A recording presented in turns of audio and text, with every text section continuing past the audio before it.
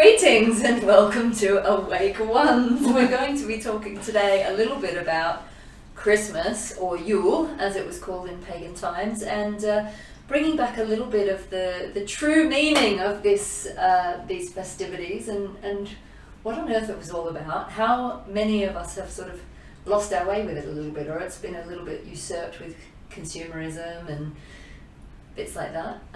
I just would like to introduce my two co-hosts today, Ms. Lorraine Flaherty and Ms. Sally Poinsett-Nash, and I'm Alexandra Wenman. I've just taken the words out of their mouths and introduced them. I'm like, not going to let them speak at all today.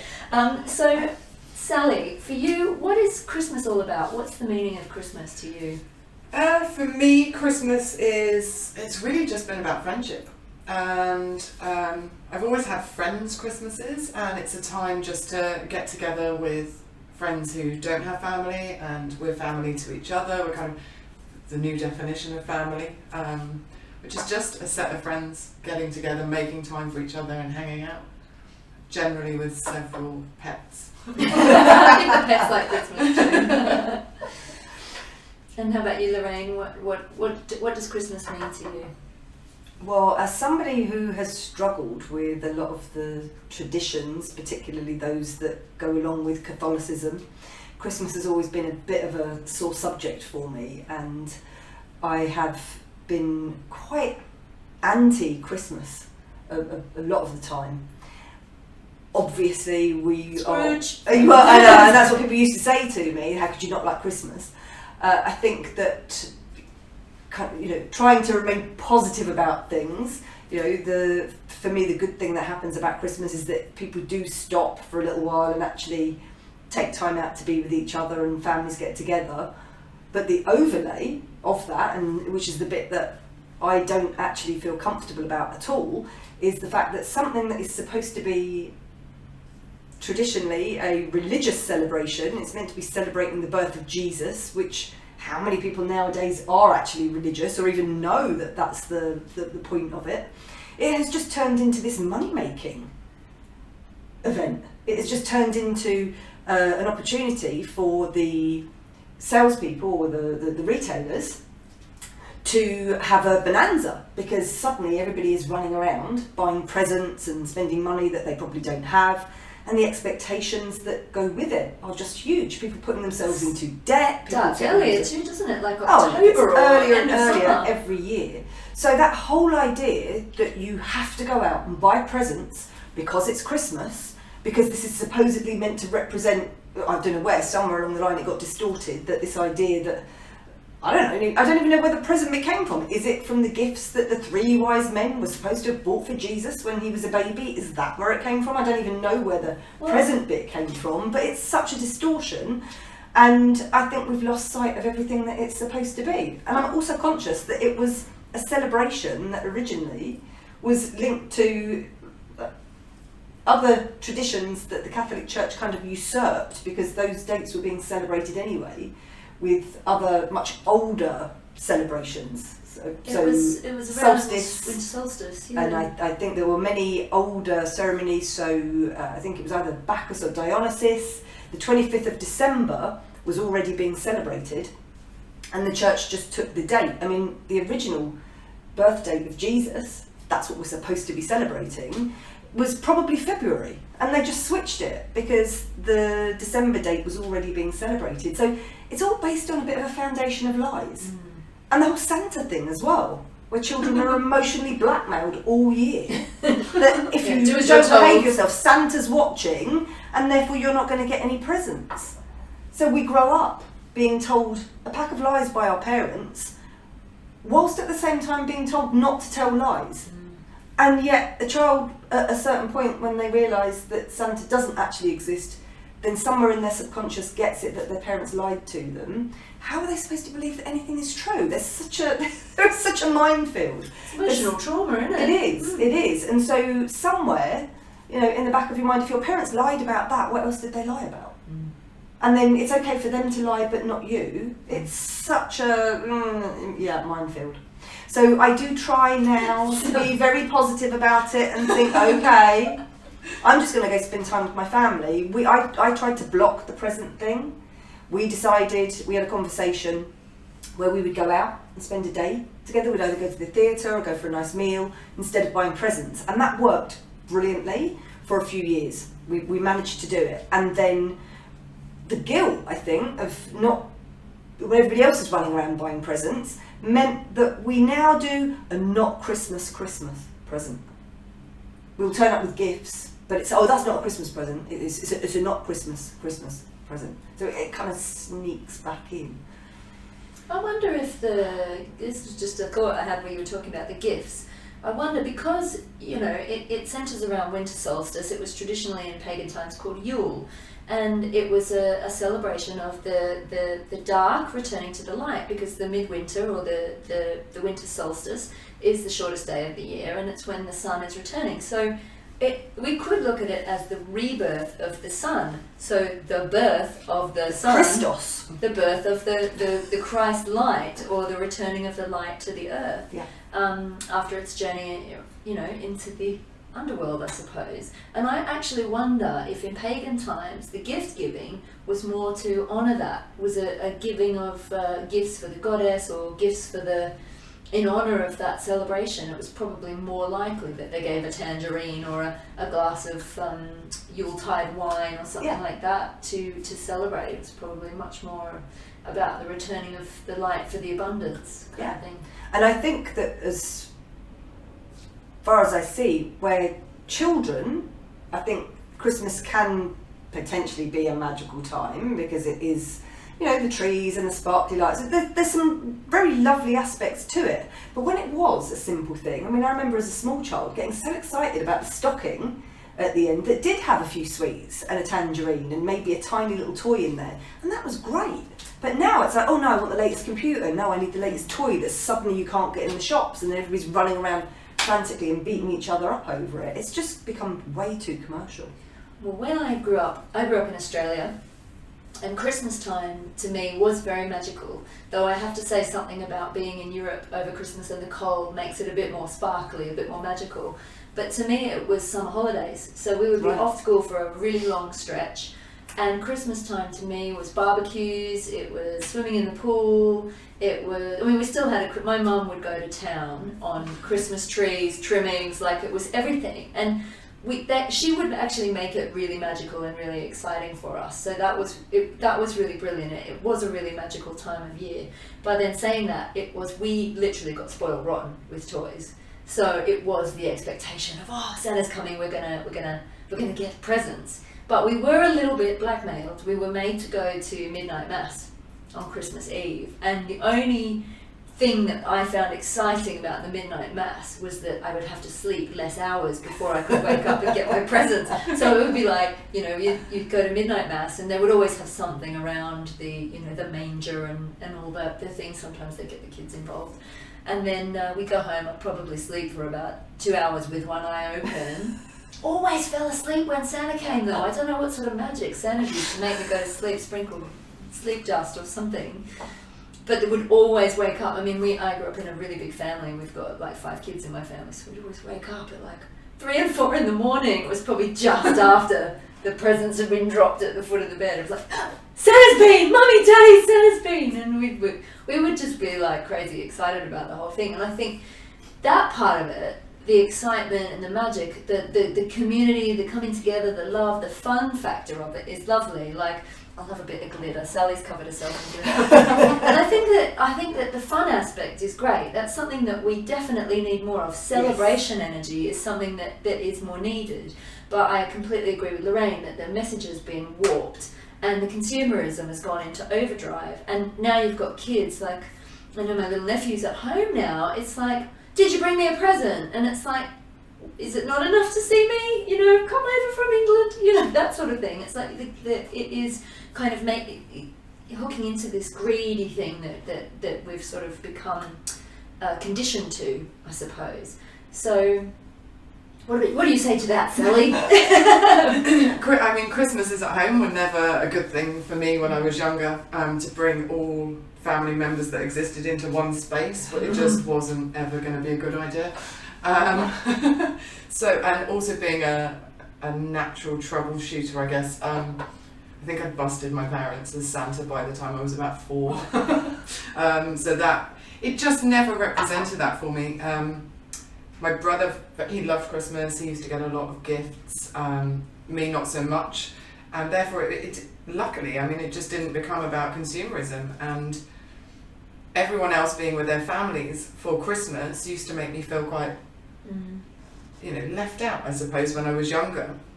And so there was several friends of mine who were in the same situation. So it's like, well, why be at home feeling left out when we can actually get together? You know, we can mess up the Christmas dinner. It just, we weren't responsible adults when we started doing these friends' Christmases. And, you know, one Christmas, I think we had absinthe and Brussels sprouts were the only 2 things. They were the only 2 things that survived the cooking process. That's a good mixture. Life has moved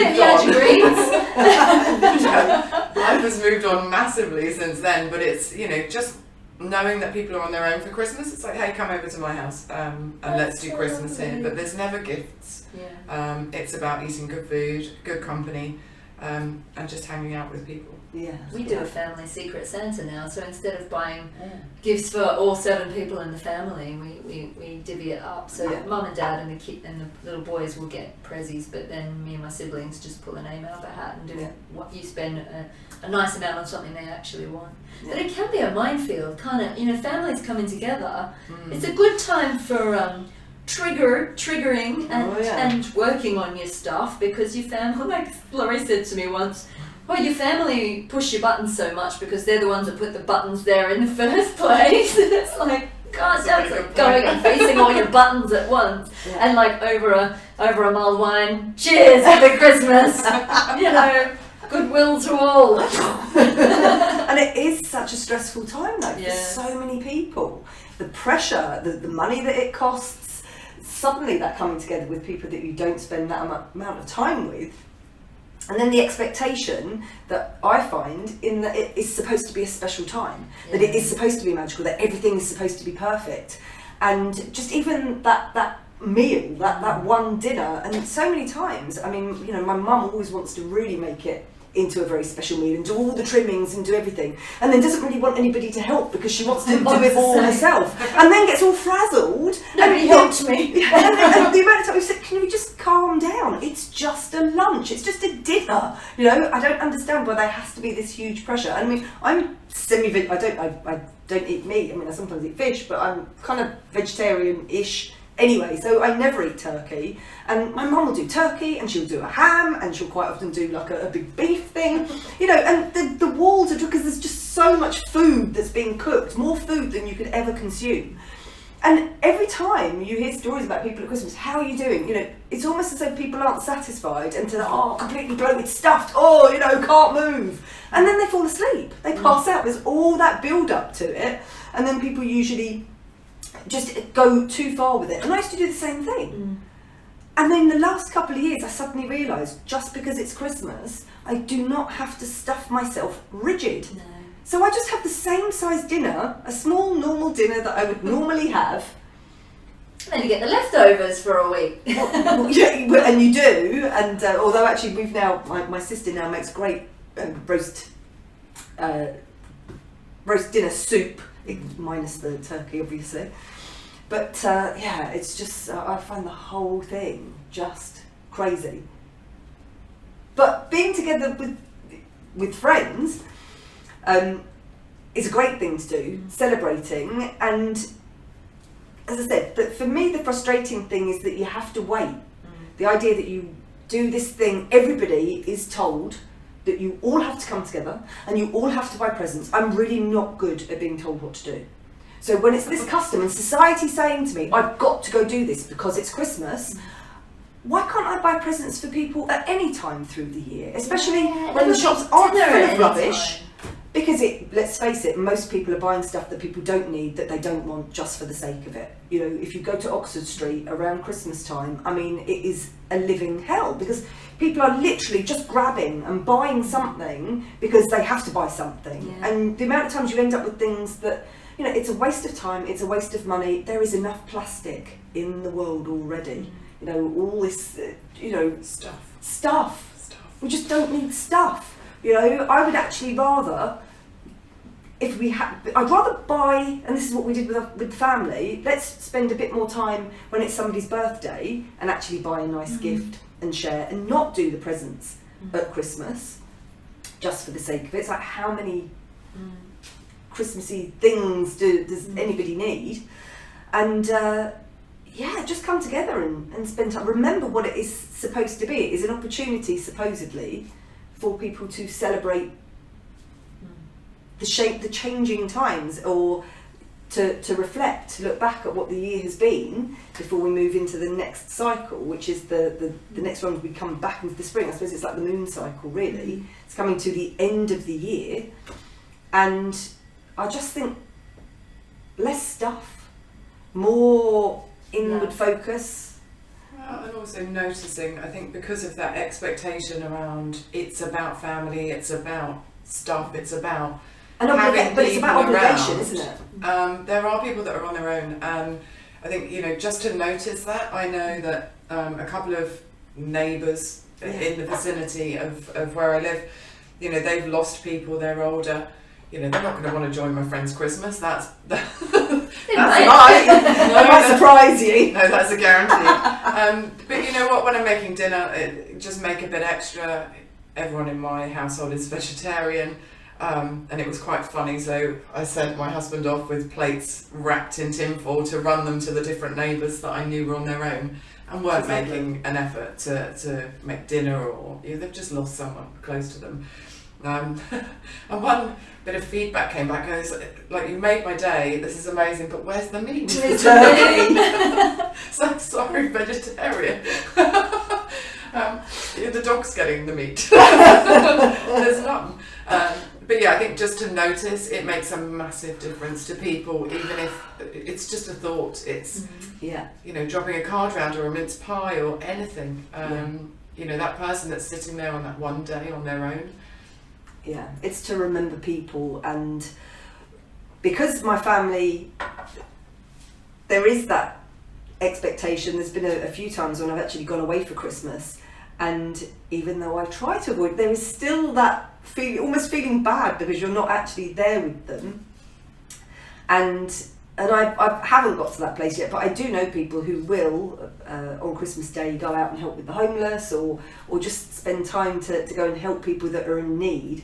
And I just think that's what if we are going to celebrate Christmas, it should be about people. It should be about that. It should be about reaching out and finding gratitude and being thankful. It doesn't have to be a present. You can say thank you in so many ways. That doesn't have to be about that monetary, material. You can create things. I had a friend made me a card this year, the most beautiful Christmas card. It was really funny as well, and it's like massive, and it's like that. But someone puts that thought into it. Absolutely, bring it back to something simple, and something that, I don't know, it's about just people sharing and coming together. And even if you are going to go out and buy loads of presents and cook a big dinner and do it the way that it's become, put heart into it. Make the intention be about love. It's.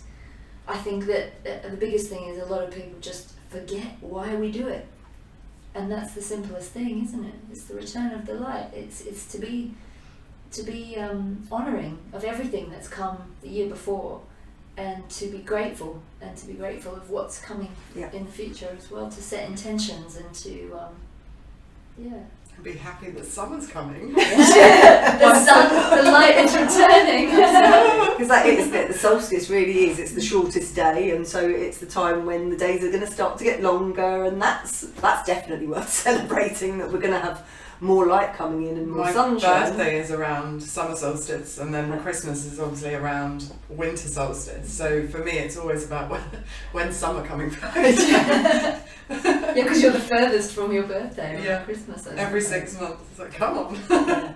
Yeah. And I'm conscious that we're kind of wearing red because we thought we'd do something fairly Christmassy in our sparkly balls. I've got red sparkles. But even that, when you look at the history of Christmas and the idea of Santa and the red coat and the white fur, I mean the story, the myth of Santa Claus, which is was it German or Norwegian. I mean, it's an Eastern idea anyway, Santa Claus. And traditionally, he was in green. Yeah. He was in green, and it was actually Coca-Cola in the turned him 1950s that put him in a red and white coat. So he was actually Saint Nicholas, who was, I think, the patron saint of children, and Mm-hmm. it was about blessings, and that's where that story came from. So it was completely and utterly It's also got holly and berries, and it is the green and the red, and you get the berries in winter. And but the red one. it is Coca-Cola who are responsible for our Red Santa. Red Santa. That's really interesting. yeah. Wow. I also like that it reminds us, like the winter solstice in general in this time of year, kind of reminds us that there can be beauty in darker times, like those red berries and the snow and all of that. It's like sometimes when you do go through tough times and you are forced to go within, it can bring you back to a sort of a raw beauty as well. So it's like honouring that winter solstice, I think, honouring that everything is in a cycle. So remembering that even if you're in a dark time, that the light will always eventually return to celebrate the darker times, because it's all about the balance. And one of the things that I've managed to do around the Christmas time, and kind of the concession to it, because I try very hard not to be the bar humbug. I'm very conscious that we need to keep our energy up and we need to try and find the positives in it. And so one of the things that I will generally do is to watch some of the classic movies, and my dad and I will quite often sit and so White Christmas, which is just, I mean, it is a beautiful film. It's a Wonderful Life. Wonderful Life, which has got to be one of the most amazing have things to ever. Watch that. And that makes will me, remind you. it makes me cry every time, because for me that's what things should be about people taking care of each other. The Wizard of Oz, which I have pretty much watched, I think, every Christmas. I think I maybe missed it once. We've watched it every Christmas, my whole life. That's quite a number of years. Too many to talk about. And that part of just sharing and quite often singing in the rain may sometimes pop up. And An American in Paris seems to appear. So it's the one time I'm not somebody that will sit down and watch movies. That can quite often feel indulgent. But at Christmas time, I will give myself that concession. That's almost my gift to myself. I don't need anything else. I'm going to be with family. I'm going to take it easy, have a nice time, and just watch some of the really enjoyable movies, just to try and get into the whole You should mix it up this year. You should try out the reggae Christmas tunes and listen to them last year. Reggae Christmas. Yeah, album. that would Christmas album. No, that would tip me right over the edge. No, it's very different. Imagine. Yeah, we quite often over Christmas dinner, we quite often listen to the Elvis Christmas albums, because I love Elvis and that makes it tolerable. Again, I don't often sit down and listen to music. But I'm open to new ideas. Maybe not the reggae Christmas. Kylie Christmas. You got to do it. Why did Kermit the Frog just pop? I'm sure the Muppets have a Christmas album somewhere. Well, the Muppets do have a Christmas movie, which is apparently meant to be really brilliant, and I've never actually seen it. I don't think I've seen it either, but I think maybe that's one to break out this year. Yeah, I'm also conscious that around this time of year, there are a lot of other religious holidays around the year. There's Jewish holidays, there's Muslim holidays, there's a lot of different holidays around this time of year. I remember in where I used to live in Hackney, they actually changed the term Christmas lights to the winter lights, which was quite nice, all inclusive as well. So I think it's festive rather than really. And also the thing about the lights, sparkly lights everywhere, all the sparkly stuff. I don't understand why we can't do that all year. All the time. Why do we only do it for that block? I know the nights are longer, so maybe that's part of it. Like the Angels on Regent Street, and in Angel Islington, there's angel lights too. Yeah, I mean, I think we should have more sparkles, more sparkly lights to light the place up and make it beautiful all year round. There are fairy lights in my house all year round. All year round. There's just more of them at Christmas. You know, magic shouldn't just be allocated to that one time. People shouldn't just take care of each other that one time of the year. That's my point. It's like spread the kindness and niceness and the little tokens, little token gifts, just because throughout the year. You know, some of the best presents I've ever had and the ones that I've valued and appreciated the most were spontaneous, the tiniest little things that just meant something. It wasn't given because it's Christmas and you have to. So I just think that we need to shift the focus. And speaking of lights as well, a lot of people light candles around Christmas time and in winter time, and you know, there's the log on the fire thing, but the warming candle and the symbol of the candle.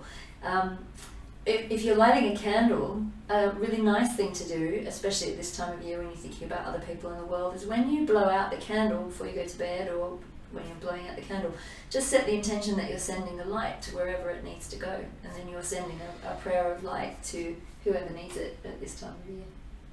Nice little candle ritual to do. Mm-hmm. Yeah, my grandmother lit a candle every day for every member of the family, which was probably quite a lot. And so I do always, and even though I do resist the religious thing, if I do pass a church or if I am near a church, because it's a tradition and it's a ritual that was important to her, it's got nothing to do with the symbolism of the religious aspect, but it is just my connection with her. So I will always do that. That's lovely. Yeah. Oh, well, I'm getting on a plane this year. And not that I'm not bringing celebrating summer solstice forward. I'm stepping into hot weather somewhere further. I'm not going home for Christmas. I normally go home every second year to Australia. But Tone's family are Jewish, not that they don't celebrate Christmas, but we just bail every second year. So I'm taking Christmas spirit from the UK elsewhere this year. Yeah. But just to wish all of you a happy Yule, a marvellous Yule, a marvellous Christmas, wherever you are, and anything else you guys would like to add? No, just notice if there's someone around that, you know, would appreciate a card or a mince pie. Or even a text message. Even Just elderly people that live near you that may be on their own. I think just, you know, maybe look outside of your own four walls and just see if anyone needs a bit of a helping hand. Yeah, and just be kind to each other. Be nice. There are moments sometimes when buttons do get triggered where you can just take yourself to another room. I quite like to lock myself in the bathroom and just go, okay, back to unconditional love. Back to unconditional love. Just remember that I am the one that's awake. I am the one that should know better. I know what's happening here. And just make allowances. Know that this is a time that can be stressful and that people do have expectations and they do want it all to be perfect, and that can cause people to act out in ways that they may not always do. So a little bit of forgiveness, a little bit of kindness, be kind to yourself, be kind to them, try not to overindulge too much because you're only going to suffer. I've got visions of queues forming up your hallway as you're in the bathroom. Everything in moderation. Or not, just do it your way. Or not, absolutely. You know, stay out of judgment and just be kind, and set your intentions for what you want for the year ahead. Use it as an opportunity to focus on gratitude and focus on love, really. And on that note, from all of us here at Awake Ones, thank you for a watching. very Merry Christmas.